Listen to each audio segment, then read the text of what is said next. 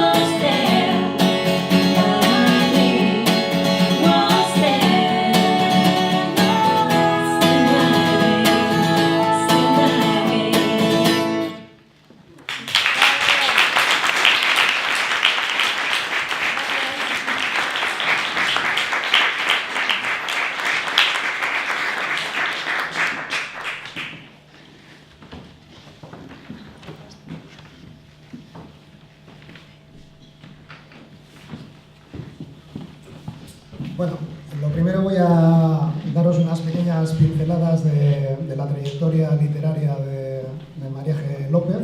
Comentaros que en el año 2016 publicó su primera novela, titulada Beatricia, una novela de corte fantástico que está a caballo entre la novela La historia interminable y la película Laberinto. La novela de la que venimos a hablar hoy se titula Por caridad, es su segunda novela y supone un cambio de registro absoluto porque pasa del género fantástico a una novela de corte muy realista, como veréis ahora cuando empecemos a hablar de ella. Y entre medias, entre esas dos novelas, ha participado en dos antologías de relatos, de cuentos, tituladas Casa de Fieras en el 2017 y Somos Diferentes en el 2018. Escribe desde hace años ya, desde el 2012, si no me equivoco, Mareje, un blog titulado La Casa de las Mil Voces y también lleva un proyecto entre manos que a mí me apetece contarlo, o por lo menos citarlo, que me parece muy interesante, y es que es escritora por encargo. Y como ella pone en su web, en un proyecto que titula Tu escritora personal, escribe relatos, biografías, cartas, dedicatorias a partir de lo que le piden y lo que le cuentan, ¿vale? Con lo cual es un proyecto que a mí me parece, luego igual si nos quiere contar algo de él, me parece interesante. Estamos aquí con el problema técnico, a ver si conseguimos... Creo que voy a pasar del vídeo. Sí, vamos a pasar del vídeo. Bueno, yo os comento dos cosillas más. Los que me conocéis ya sabéis que a mí las presentaciones me gustan cuanto más participativas mejor, con lo cual os animo a, en el momento que consideréis pertinente hacer un comentario, una pregunta o lo que sea, pues levantáis la mano, os damos la palabra, porque sostengo que muchas veces el momento ideal de la pregunta es cuando estamos hablando del tema y luego parece como que pasa el tren, igual la pregunta ya no tiene tanto sentido al final. Al final habrá un turno de preguntas, pero en cualquier momento podéis participar, que es de lo que se trata, de que charléis todos con Mariaje, ¿vale?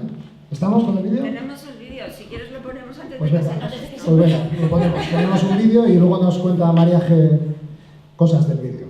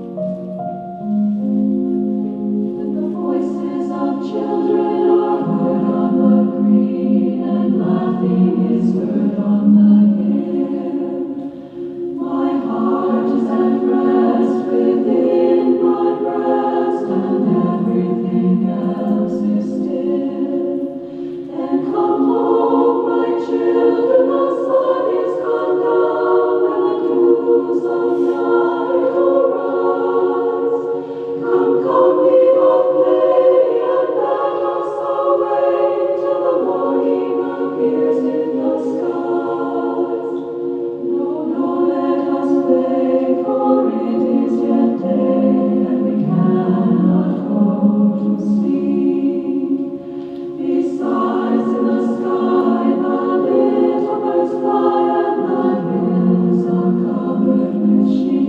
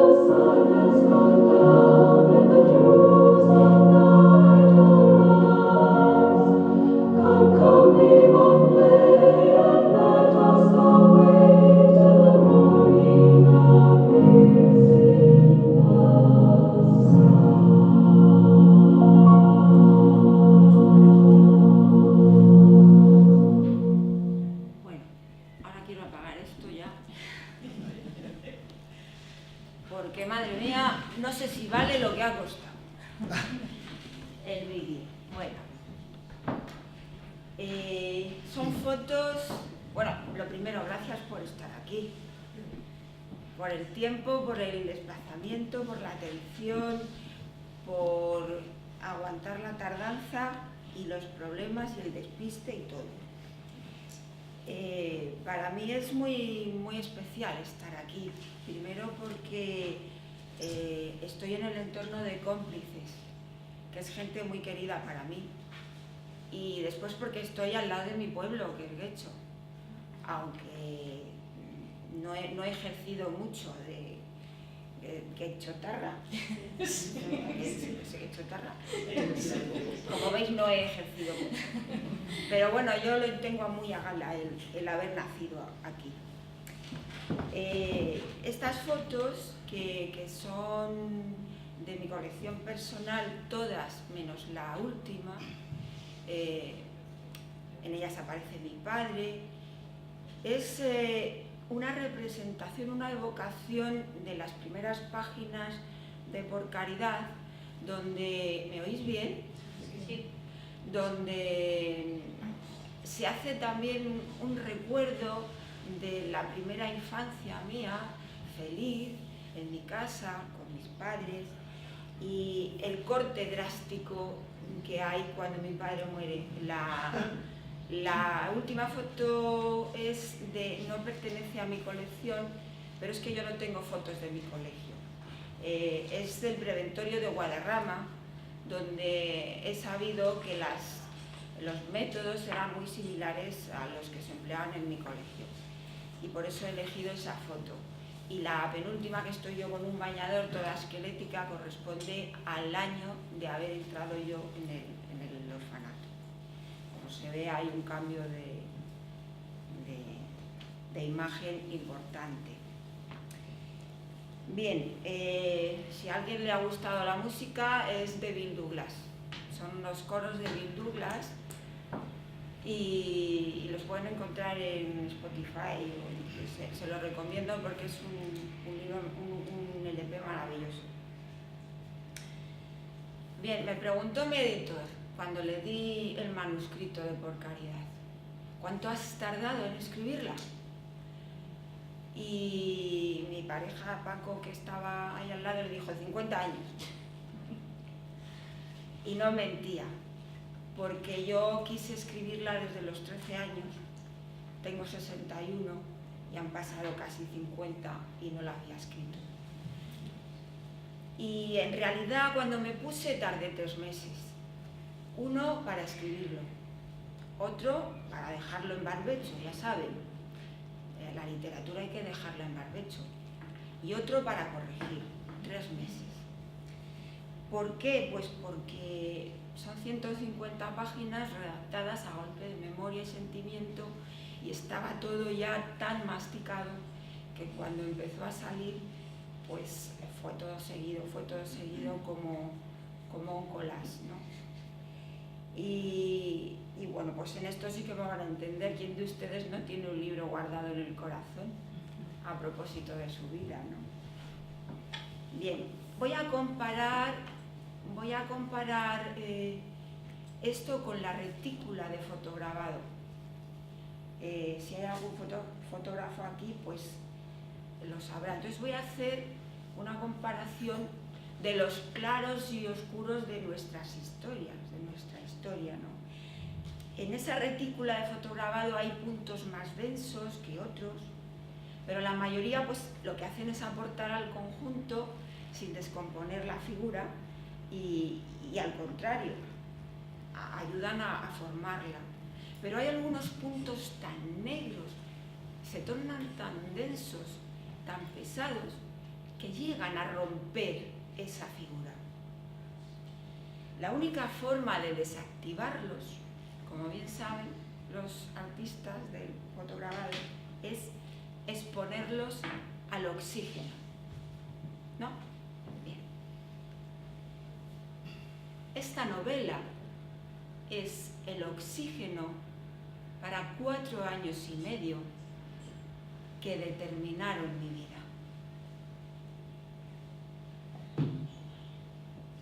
Bien, digo que Por Caridad es una obra de ficción basada en hechos reales.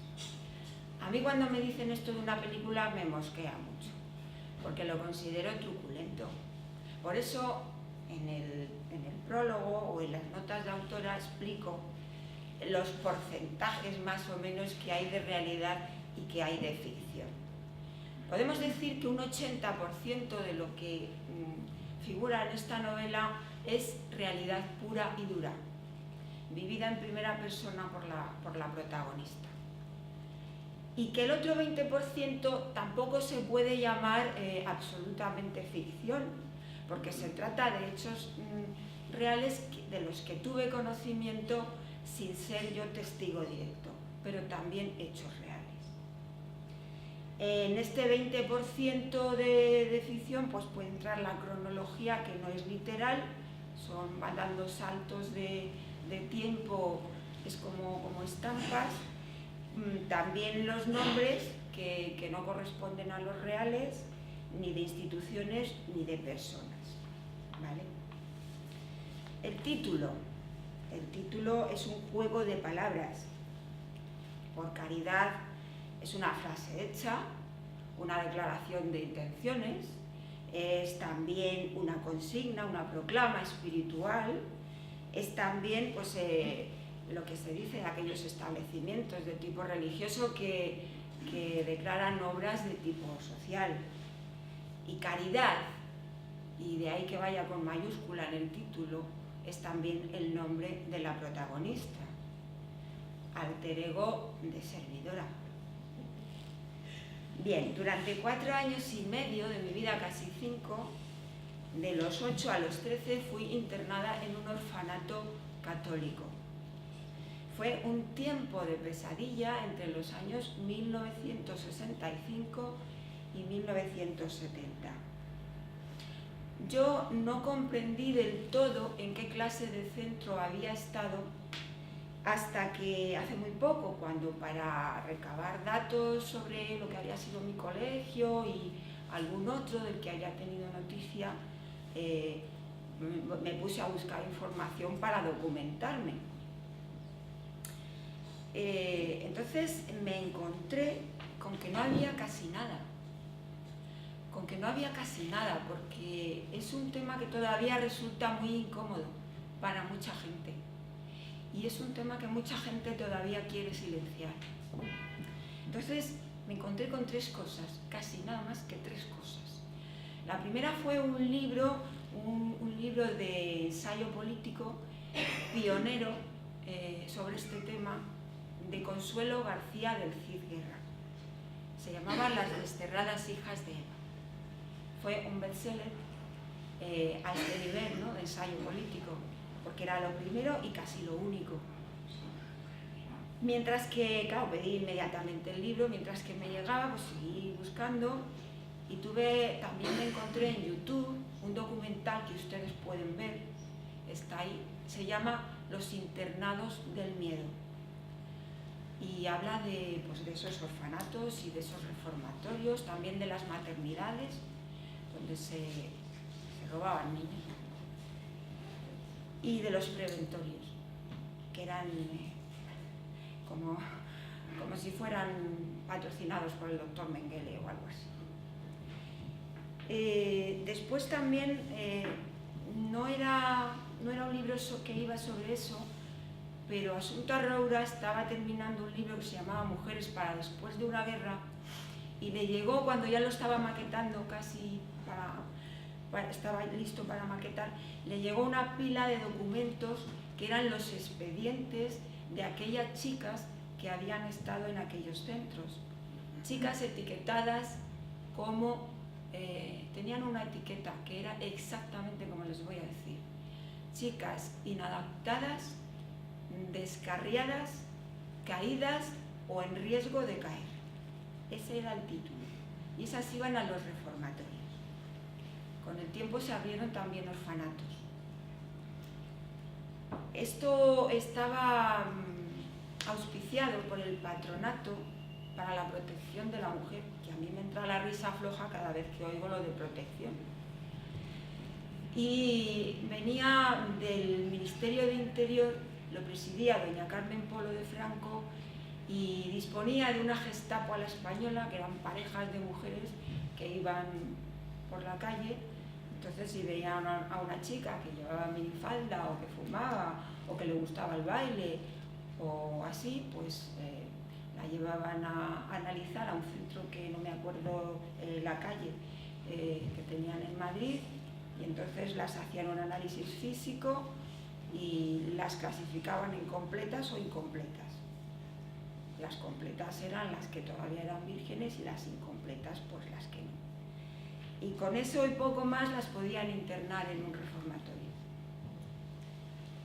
Bien, no imaginan, cuando yo vi Los internados del miedo y después leí el libro de Consuelo García del Cid, no imaginan lo que significa leer, escuchar y ver medio siglo después de que yo había estado en mi mundo y pensaba que aquello solo había pasado en mi colegio y alguno más del que había tenido noticia, pues ver a mujeres por completo desconocidas para mí, de las que yo tenía noticia, decir y contar las mismas cosas que yo había contado a mis cercanos, con puntos y comas, las mismas cosas.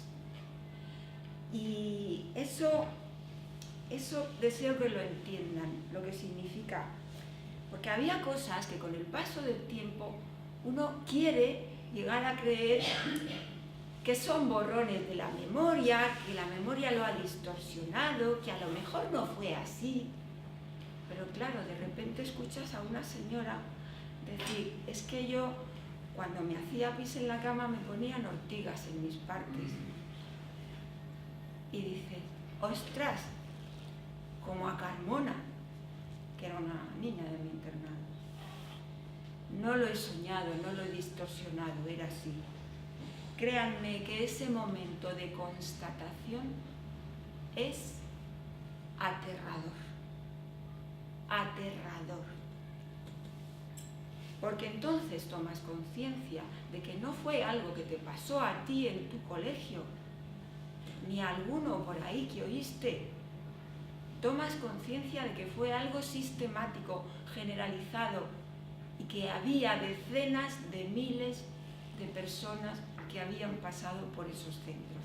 Cárceles, auténticas cárceles infantiles y juveniles.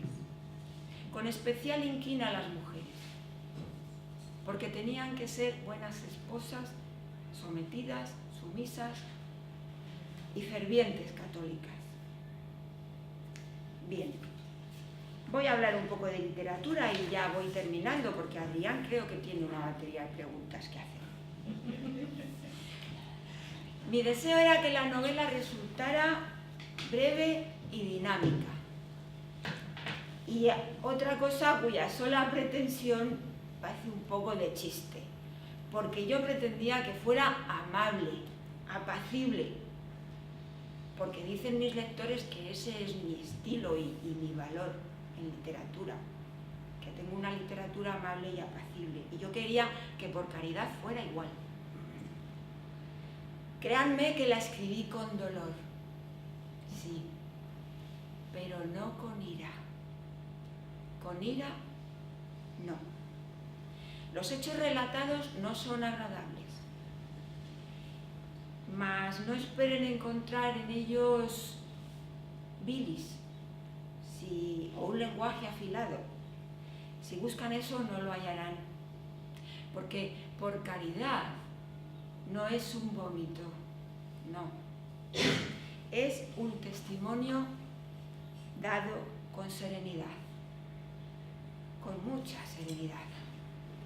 Y también es, en cierto modo, una confesión que no resulta fácil hacer, porque los ojos de incredulidad no se nos queda.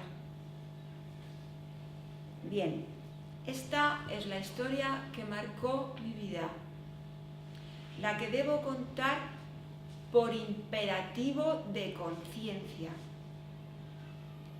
Se la ofrezco a ustedes si es que desean conocerla.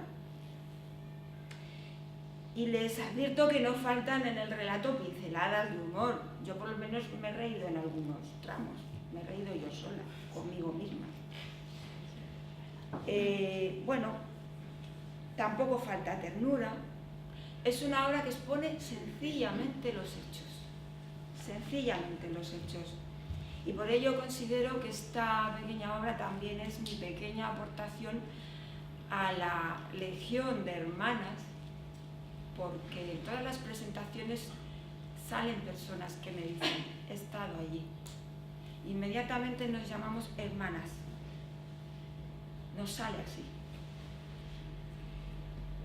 Bien, yo personalmente, entonces hay muchas de mis hermanas que todavía tienen una lucha porque quieren reconocimiento y están en su derecho. Yo personalmente no busco reparación. Y no la busco porque creo que ya nada puede reparar el daño causado. Que la historia y el tiempo que va poniendo a cada uno en su sitio nos reubique a todos. Dicen que nada es perfecto. Les puedo asegurar que mi trayectoria personal no lo es tampoco. Más a día de hoy, creo haber superado con éxito, o con moderado éxito, una historia personal abocada muy tempranamente al desastre. Son muchas las compañeras que se han quedado en el camino, las hermanas. Bien. Yo, para terminar, con esto que les he contado, me siento confiada en decirles que si alguno de ustedes, por alguna circunstancia actual o anterior, se siente tentado de tirar la toalla, no se deje engañar ni se engañe, porque ya les digo yo que siempre cabe redefinir nuestras elecciones para enderezar en nosotros lo que otros torcieron. Bien, gracias por escucharme, llegado el caso, también por leerme.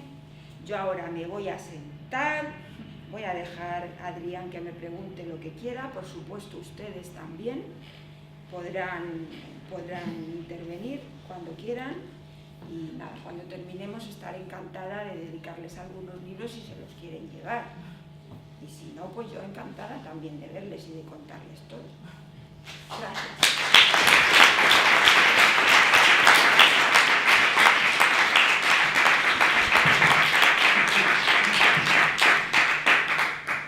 Bueno, María G. antes me ha comentado, bueno, después del vídeo yo diré un par de palabritas y tal, y empezamos con las preguntas. Claro, me ha destripado la mitad iba contando y yo creo que me ha dejado sin preguntas, ¿no? Pero bueno, algo haremos, algo conversaremos, ¿vale? Ha llegado un punto, luego lo has comentado, ¿no? Lo has comentado que efectivamente no quieres hacer sangre, no estás buscando sensacionalismo, no, y el sentido del humor efectivamente impregna por calidad, ¿no? Con lo cual, yo sí, ha llegado un punto que cuando no lo decías, a mí me estaba pareciendo demasiado duro, estabas haciendo estabas mostrando un por calidad más duro de lo que es realmente, ¿no? Entonces, me ha gustado que lo dijeras, pero así todo voy a utilizar ese sentido del humor que efectivamente impregna la novela. Yo ahora recuerdo un par de detalles que fueron cuando Caridad, claro, pasa mucho hambre porque un día le ponen unas sardinas y están tan tiesas las sardinas que no las quiere comer, y se las pone para cenar y se las pone para desayunar, entonces al día siguiente tiene un hambre tremendo, la mandan a la enfermería y una aspirina que tiene que llevar para una compañera, pues se la come, no puede evitar comérsela y se come la aspirina como si fuera un conguito. Y además lo siente así, me estoy comiendo un conguito. Y seguido va y ve un mapa coloreado de Europa y ve Francia coloreado de rojo y le parece un filete de carne, ¿no? Y Italia no es una bota, sino que es una chuleta de cerdo, ¿no? Entonces, el sentido del humor efectivamente está, lo vais a encontrar, ¿no? Y eso nos da pie para que Cristina nos lea el capítulo 19 de la novela, ¿vale? Son capítulos muy cortitos, son como pequeñas píldoras que va dándonos María G. Luego seguiremos comentando. Cristina. En Cuaresma hacíamos ejercicios espirituales. Eran jornadas de entrenamiento intensivo que preparaban la Semana Santa. Venía a instruirnos un sacerdote que no era el capellán, sino uno más joven, para darnos charlas que nos inquietaban con zozobras nocturnas y paranoias diurnas. En esos días nos perseguían demonios por cualquier parte y a todas horas.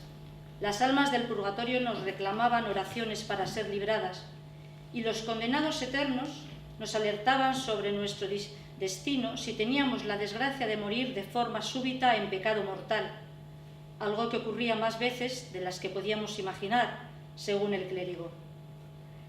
Nos hablaba en cambio poco del cielo, y con tan desfallecido ardor que tampoco nos parecía un lugar de mucha fiesta. Allí se pasaba uno todo el día en beatitud, contemplando a Dios, sin otra cosa que hacer. Ni siquiera a mí, que me gustaba observar a la gente con detenimiento, me apetecía una eternidad tan sedentaria. También nos contaba el cura historias de santos y pecadores, describiendo los milagros y tentaciones de los primeros y abundando en las faltas y crímenes de los segundos con portentosos detalles. Ese clérigo no tenía nada que envidiarle a Stephen King. Escuchábamos sus historias de terror replegadas en nuestras sillas, mientras secretamente nos citábamos con el confesionario aquella misma tarde sin falta. Era preciso evitar a toda costa la ocasión de fallecer repentinamente en pecado mortal. Durante la Cuaresma y a causa de estas sesiones intensivas, surgían entre nosotras encendidos debates sobre qué acciones de obra, palabra, pensamiento u omisión debían ser consideradas falta grave o venial. Si existía disensión, corríamos a preguntar al cura, y si él no estaba, a una monja. No era cosa de broma aquello, y por tanto la respuesta no podía sufrir demora. De ser cierto lo que se afirmaba, nos jugábamos la dicha o el tormento eternos, aunque yo seguía sin tener muy claro que la alternativa al infierno fuese lo óptimo, salvo en el aspecto de que en el cielo, por lo menos, no había suelos que fregar ni váteres que desatrancar. Entonces empezó a atenazarme una horripilante duda. ¿Y si resultaba que el cielo estaba lleno de monjas? Tras una serie de lucubraciones, opté por el purgatorio, así que tuve que ingeniármelas para mantenerme siempre con algún pecado venial en curso. Pero no quedó ahí la cosa. Después estuve pensando que el purgatorio solo era un apaño temporal y que además no estaría despejado de hábitos. Decidí entonces averiguar la manera de quedarme en el limbo, y Teresa me dijo, muerta de la risa, que lo mejor sería desbautizarme. En cuanto al protocolo a seguir para renunciar al bautismo, no encontré quien me aclarase nada. Me propuse hacerlo en cuanto pudiera. En el limbo no gozaría de la presencia de Dios, pero tampoco habría de soportar la de las monjas. Encontré la solución realmente equilibrada. Muy bien.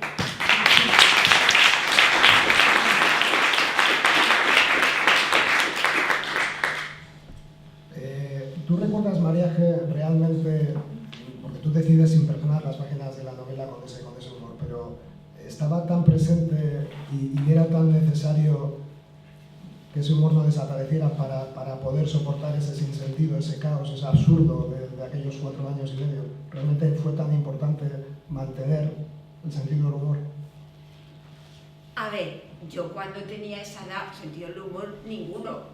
O sea, el sentido del humor se lo he puesto ahora, viéndolo con perspectiva, ¿no? Pero en aquel momento para mí no tenía ninguna gracia. Entonces, he pensado que... Porque sí que es verdad que hay cosas que recuerdo y yo me he reído recordando, ¿no? Pues eso es lo que has contado tú, el tema de cómo nos preocupaba esto de, ¿sabes? Porque venía aquel sacerdote que no era el capellán de siempre, que era uno más joven, pero bendito sea Dios, estábamos en la silla así, encogidas, ¿sabes? Porque te va calando la doctrina. Entonces, el sentido del humor, ahora, y me ha parecido bien contarlo así, porque refleja más la actitud con la que yo lo he escrito.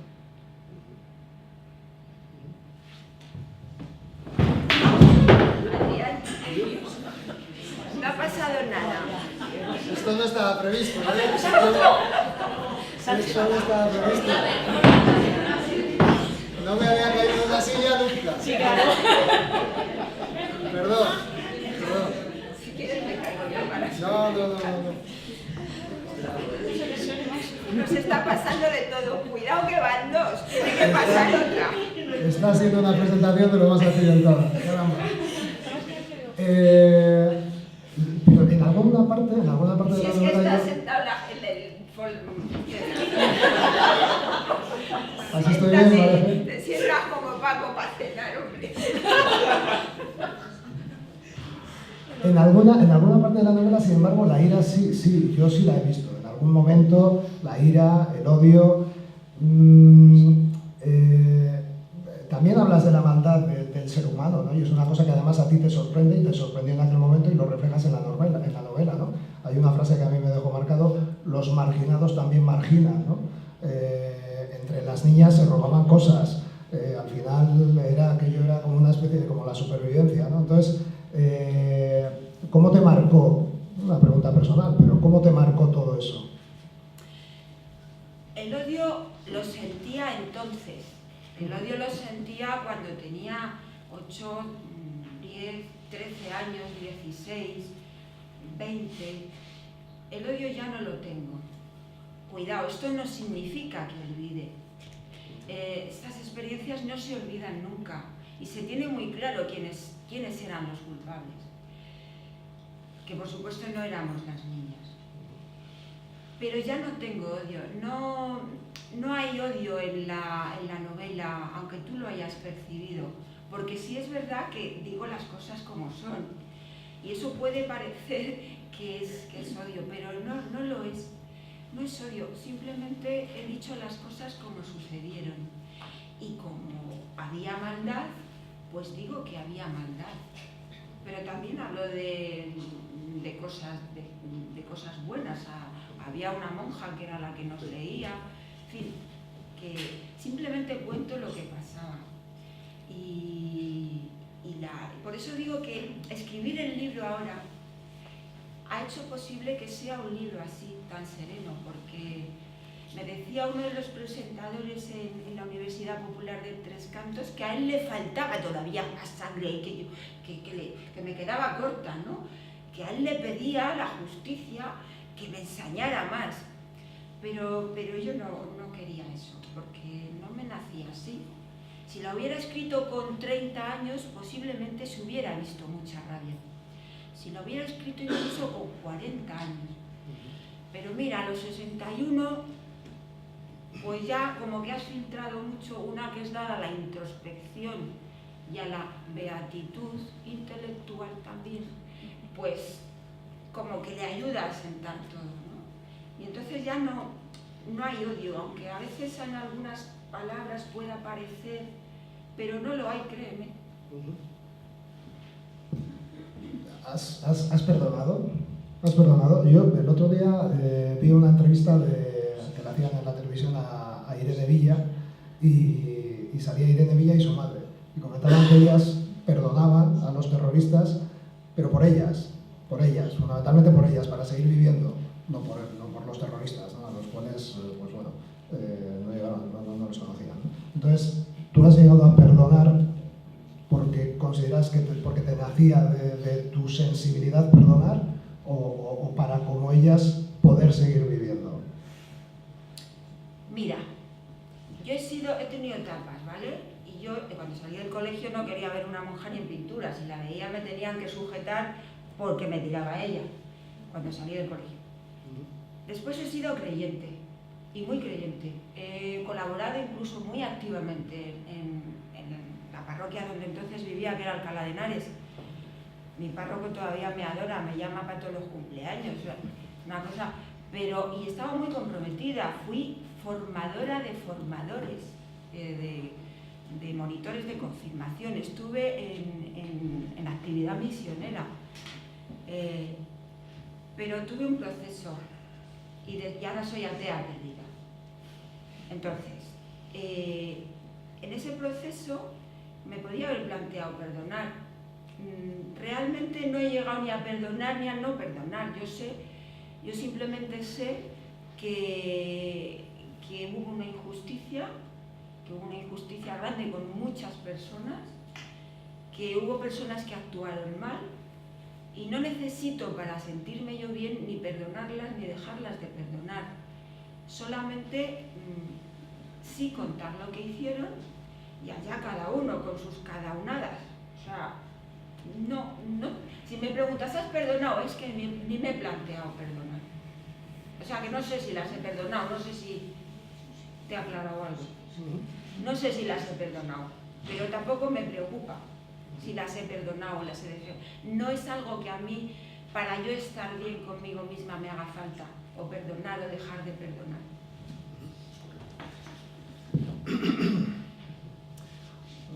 Yo no he necesitado, vamos, como comentabas, este presentador de la universidad, que pusieras más carne en el asador, porque yo creo que se narran cosas suficientemente duras en la novela, y algunas que son como muy simbólicas, ¿no? Por ejemplo, una que a mí me marcó bastante es, solo faltaba que os hubieran marcado como a los judíos en los campos de concentración, pero las llamaban por números, ¿no?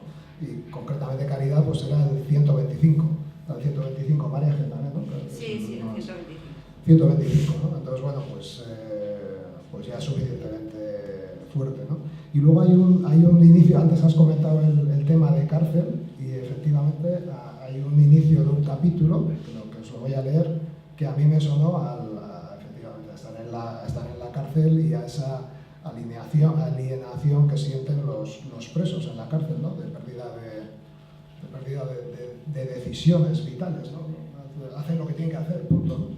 El capítulo 29 empieza así: cada día de nuevo la campana, el aseo, la cama, la misa, el café aguado y el chusco de pan, la bayeta, el estropajo, la escoba, los váteres atascados, las 2 horas de clase, el trabajo, la comida, el trabajo, la bendita hora de lectura, el trabajo, la merienda, el recreo, el rosario, la cena, el toque de silencio, el sueño, las pesadillas.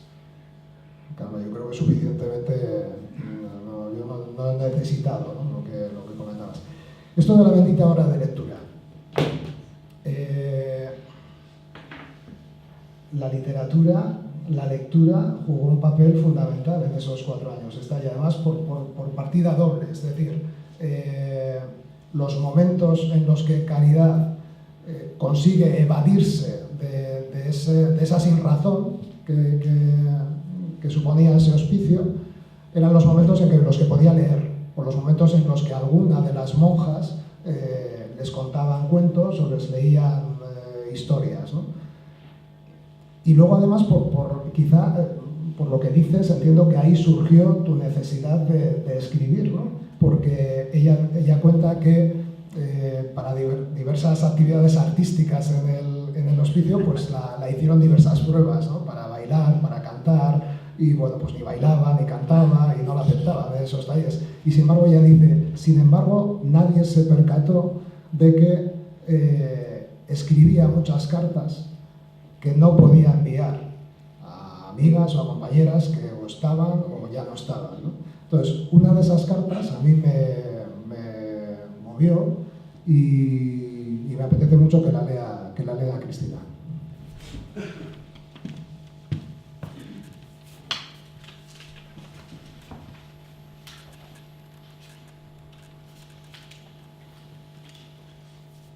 Querida Rosa Mari, la primera imagen que veo cuando te nombro son tus lágrimas.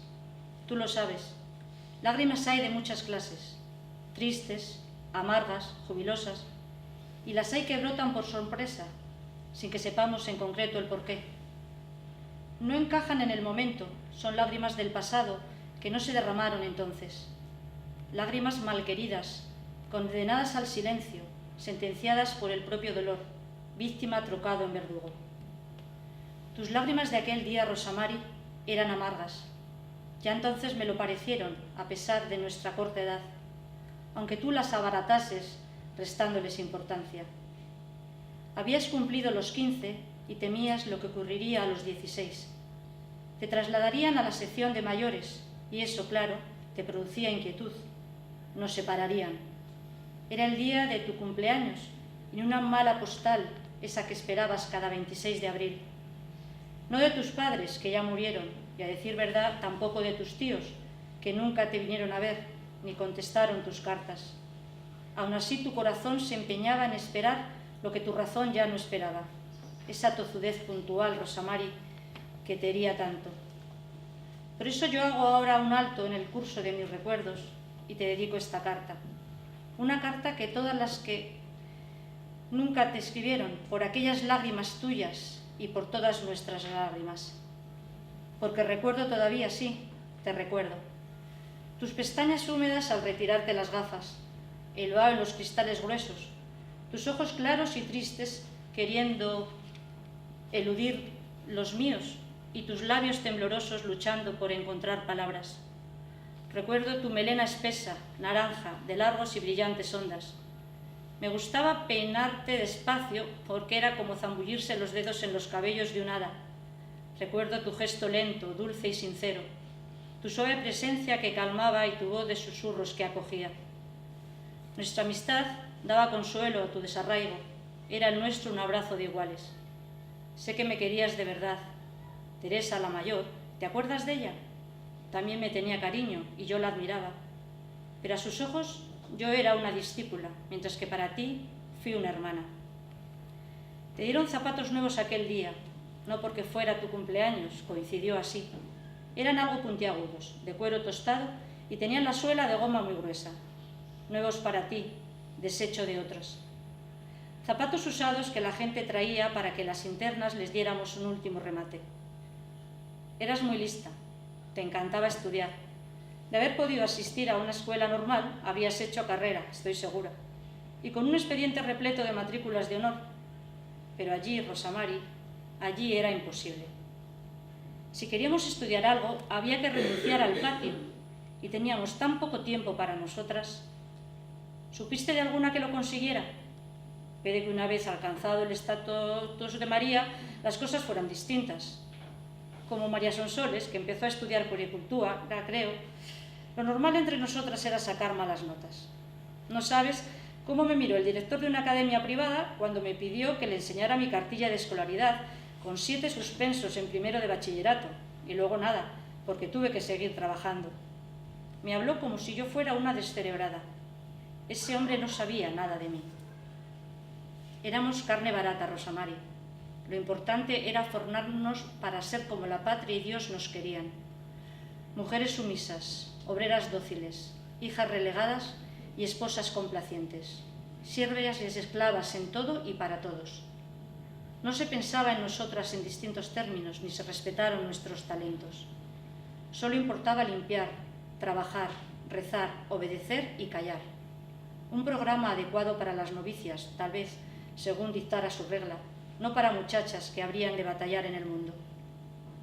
Vivimos aquel tiempo juntas, años ásperos y absurdos para 2 niñas, años de penitencia sin causa y olvido ajeno que no entendimos. Yo también olvidé muchas cosas, Rosa Mari, pero tus lágrimas de aquel día, tan amargas, tan hondas, no las olvido. ¿Qué habrá sido de ti? ¿Te preguntarás también qué fue de mí? Un abrazo muy grande, hermana mía, allá donde estés.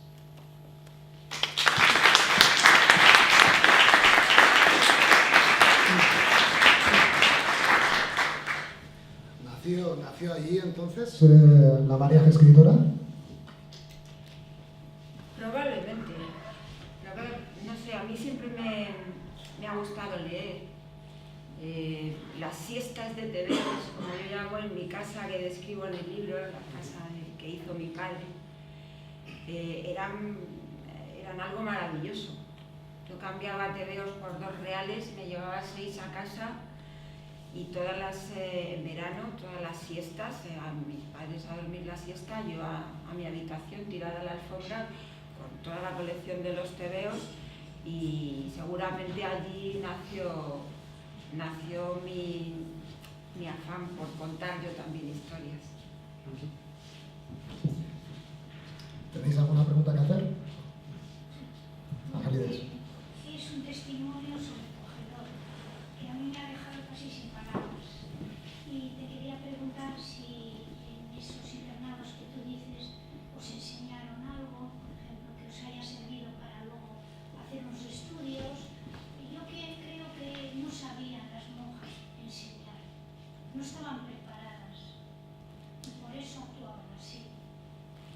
enseñar sabían, porque había muchas órdenes que no estaban adscritas.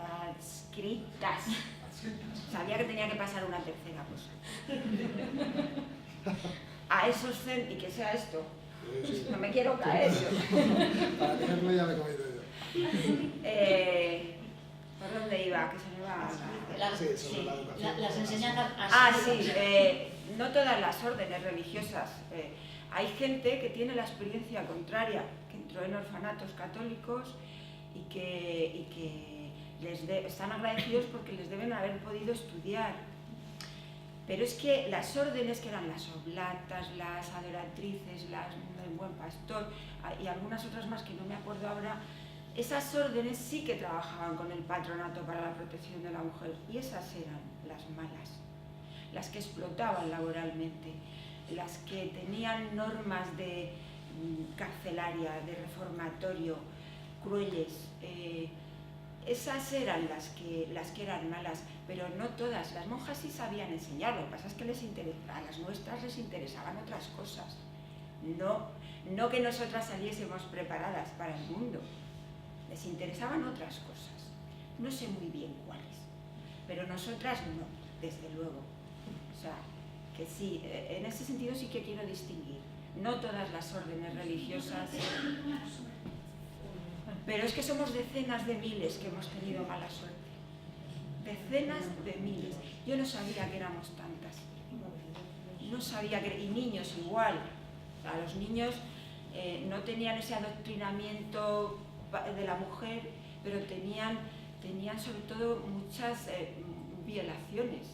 Para los niños era más la cosa sexual, las violaciones, las palizas, era más eso. A nosotras a lo mejor también había palizas, pero era más el castigo físico, el hacerte perder tu valor como persona, tu sentido.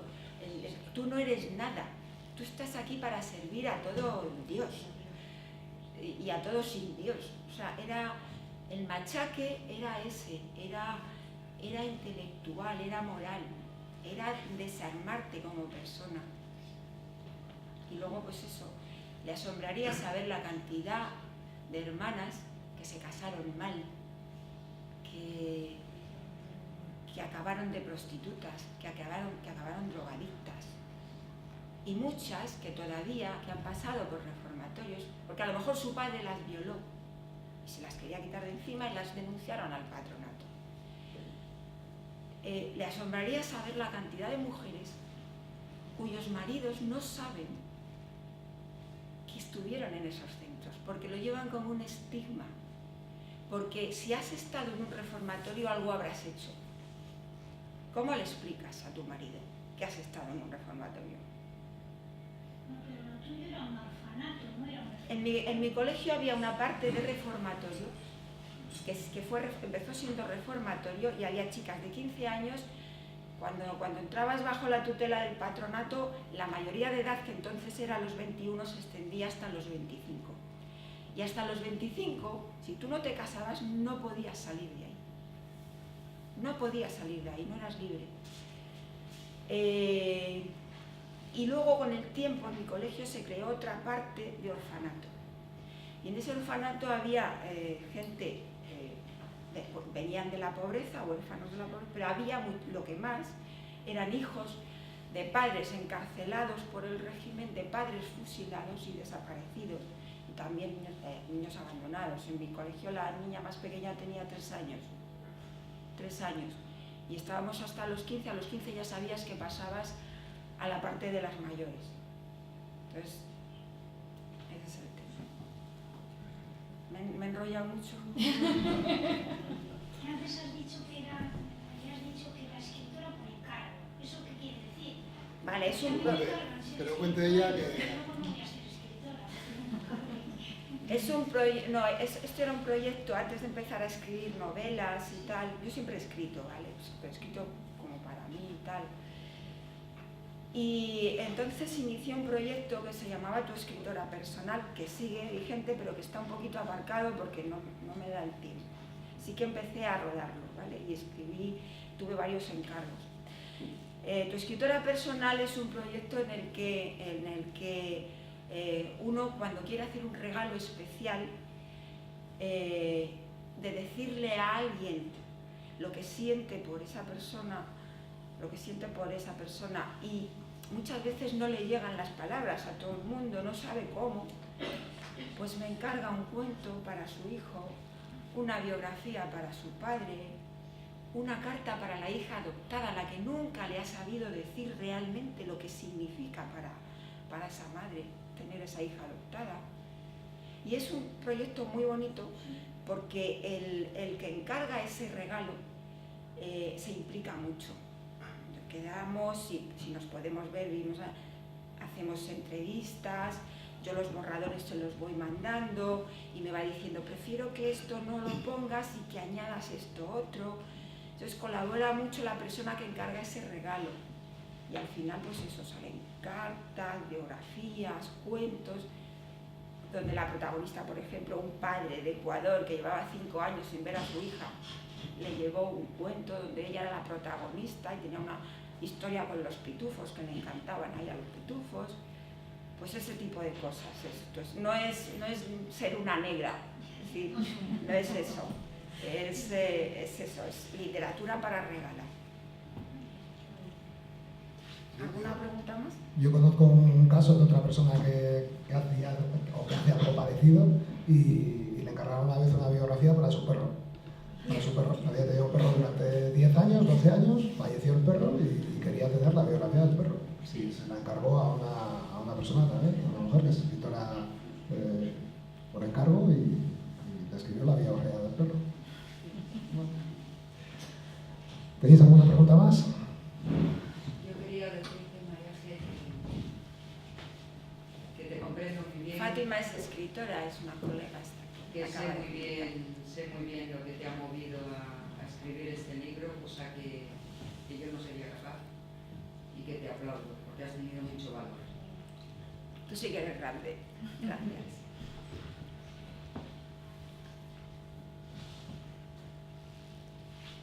A mí me ha sorprendido algo con respecto a las fechas. Claro, yo soy un poco más joven que ella y me ha sorprendido en que no haya un porqué de ese reformatorio. ¿Con qué fin? Porque es que además observo, ¿no?, que es en los últimos años casi del franquismo. Tú ingresas con 15 años, has dicho. No, ingreso con 8. Con 8 años, pero bueno, 1966. Y estás en 4 años, ¿no? 4 y medio, casi 5. Entonces, claro, yo veo que eso lo podría entender quizás al principio de la época franquista, ¿no? O sea, digamos, cuando el régimen está mucho más fuerte, pero ya el régimen, claro, yo nazco en el 61, entonces, claro, yo, todas estas cosas que me cuentas, me parece algo o sea, como decimos, de la posguerra reciente, no de esa posguerra ya muy tardía, ¿no? Entonces me sorprende que eso no llevaría a un fin determinado, salvo el de, y no sé por qué, claro, no me lo explico, el de anularlos como personas, tanto hombres como mujeres, me da igual. Entonces, eso es lo que me ha sorprendido un poco de este relato, que me ha dejado sorprendido. Pues te vas a sorprender más cuando te diga que el último preventorio, creo, se cerró en el 1985, bien entrada la transición. Estos centros sobrevivieron al dictador 10 años o más y nadie lo sabía. O sea, sí lo sabía mucha gente, pero parecía que todo el mundo estaba conforme con eso. La finalidad, por supuesto, que era anularnos, pero también había mucha saña, porque había doctrinas por ahí, Vallejo Nájera, que decía que había el gen comunista y había que exterminarlo y había que hacer purgas. Entonces también había mucha saña contra los hijos de los encarcelados y de los fusilados. O sea, que pasaban la culpa a los hijos, como si fuera algo, ¿sabes? Como si fuera un gen que había que exterminar, en ese sentido. Entonces, en los preventorios, que eran otra rama también, que dependían del patronato, eran sitios donde se les decía a los padres que los niños iban a curarse de la tuberculosis o a prevenirla.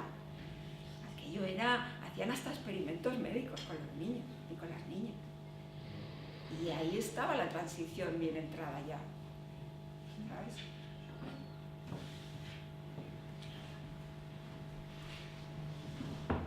¿Alguna pregunta más? O si queréis damos paso ya, cerramos el acto, ¿te parece, Mareje? Que te tranquilices. Exactamente, y como contrapunto, pues vamos a darle un poquito de alegría y vamos a acabar un poquito con el baúl de Pessoa, ¿vale? Que nos van a cantar un par de canciones, ¿vale?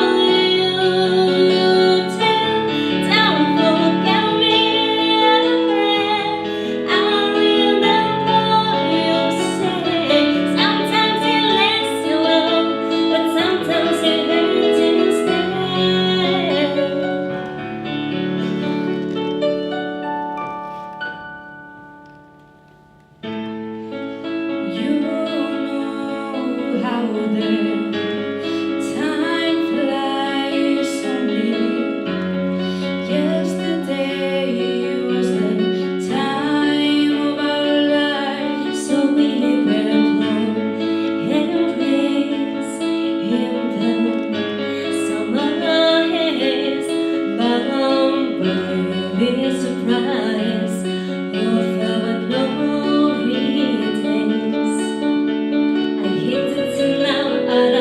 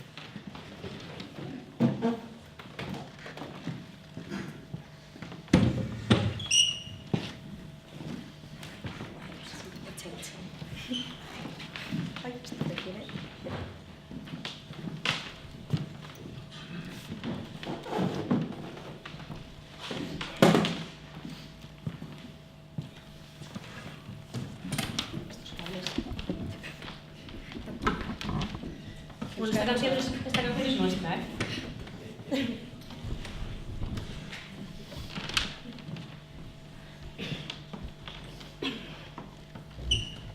Se llama Levántate y velo. Algo me hizo cantar, levanté sin mirar hacia atrás, supe que hoy estaba la vida me entró de segunda voz, recuerdo lo que sucedió, mi lado me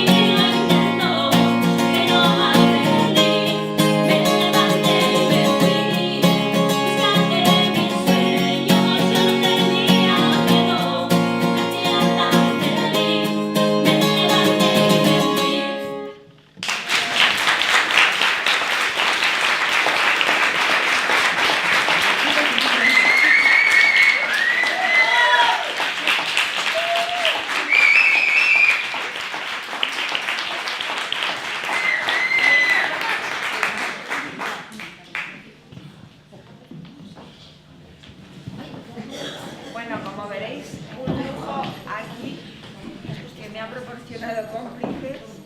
Gracias, chicos, habéis embellecido esto extraordinariamente.